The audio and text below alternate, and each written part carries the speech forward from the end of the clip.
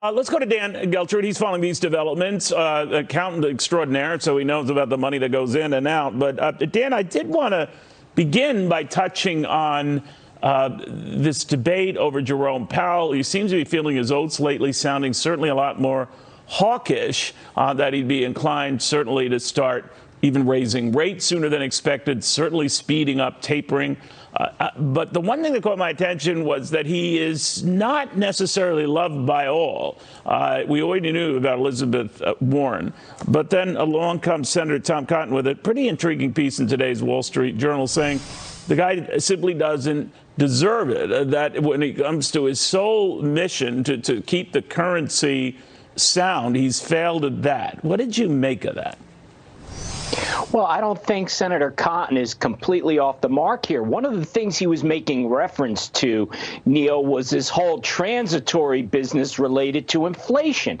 And that was a huge miss, because when you look at what the Fed is supposed to be doing, it's about price stability and unemployment. And when you miss on those things, listen, we'll give it that we had a pandemic going on, but still he kept saying over and over and over again this was going to be temporary.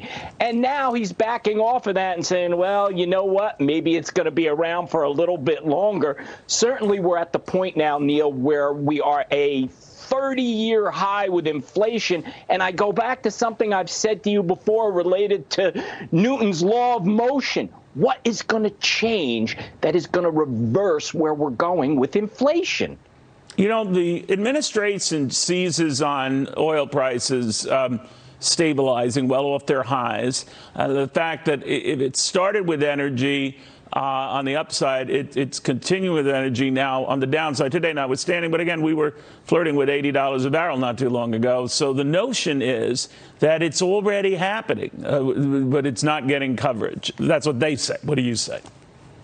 Well, you have some aspects, Neil. Certainly when you're looking at oil, we see that happening. But, you know, to me, this whole reliance upon OPEC, well, that's not something that we could rely upon as being a stable situation.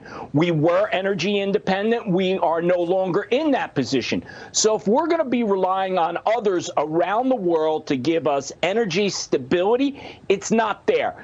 So I wouldn't get too comfortable with where we are right now related to oil and energy, Neil. All right, got it, Dan. Thank you very much, my friend. Dan Geltrude, a very, very good read of math. I always appreciate someone who knows math. I wish we had people like that in Congress, you know, money in, money out.